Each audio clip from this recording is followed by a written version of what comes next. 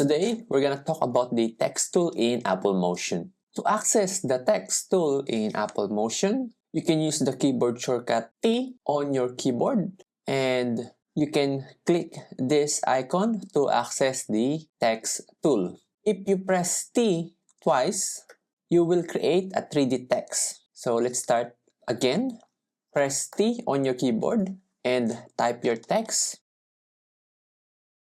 Then once you're done, just press escape on your keyboard and you have your text. And then press T twice to create a 3D text. And escape again. Then you have your 3D text. Let's adjust the font size so that you can see the difference. So that's how to access the text tool. Let's turn off our 3D text and let's just focus on this text. Once you created your text, it will be available here on the right side of the inspector. And when you look at here at the inspector, you will have this layer properties from position up to anchor point and the blending option and timing. Let's go to our text properties. So the text properties contains the format, appearance, and layout. So we have the basic formatting, which we will use most of the time. We can change our font in here, the font weight if it's available. We also have the font size, of course, the alignment, line spacing, tracking up to baseline.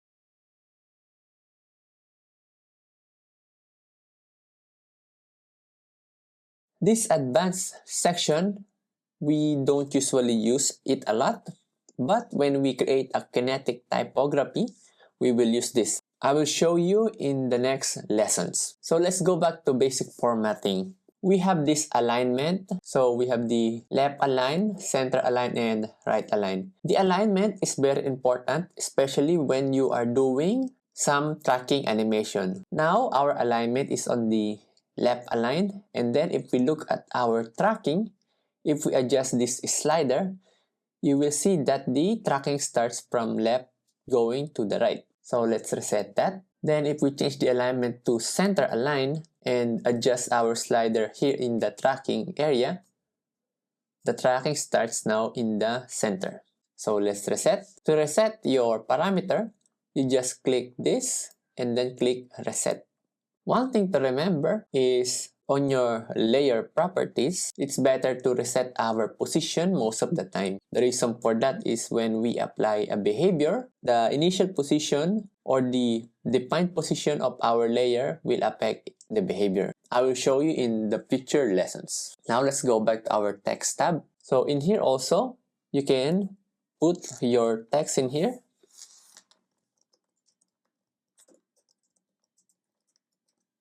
Now let's go to our appearance. Here on the appearance area, you can change your face color or the font color. Then you have these properties. You can also add an outline for your text. Just check this outline and you will have your outline. You can also have a glow for your text and a drop shadow. So currently our background is black, so we cannot see the drop shadow. But if I do this, we can see that there's a drop shadow applied on our text. Also here on the appearance, if you want to create your 3D text or change your 2D text to 3D, you just click this 3D text and then you will have these options.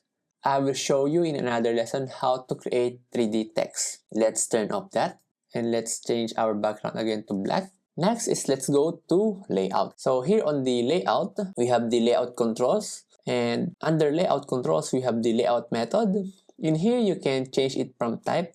So currently we have a type. Then if you want a paragraph, you just click this one. And if you want to have a path, you click this, then scroll and crawl. So let's go back to type. Direction, we are currently in horizontal, so just like this. Then if you want to change this to vertical, you just click this one and you will have a vertically aligned text. Let's reset back to horizontal. Then these two options will be available when we change to paragraph. I will show you in a bit. So text rendering, don't take too much of this one. We don't usually use this. So behavior controls. This is really important when we are animating our text. So we have this anchor point, anchor position, and the position. Next is type on. So type on, this in this part or in this area, we can create a simple fade-in animation for our text. For example, adjust this slider, the end slider, and scrub through or slide it through. You will see that you have this text animation. Then if you also adjust the start, same thing as earlier, but in the opposite direction. So we also have this path options and margin. Now that we know already this area, let's turn off our text. Let's press T on your keyboard and we will make a paragraph. So press T and then here on the work area, you just click and drag to create your paragraph. Then you will notice you will have this bounding box. So in here you can type your paragraph. Okay, now you will notice that we already have a paragraph. So let's go back to our layout. Then remember in layout controls, our layout method now changed from earlier type to paragraph.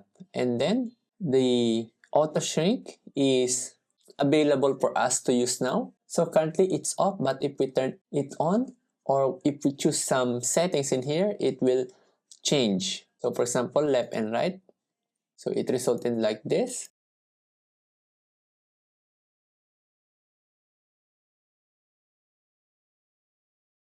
I usually don't use the layout method paragraph. So just remember that you have a few options here. Then now let's go to the bottom part. We have the margin. So we have the left up to the bottom margin. So left margin, currently it's at 0.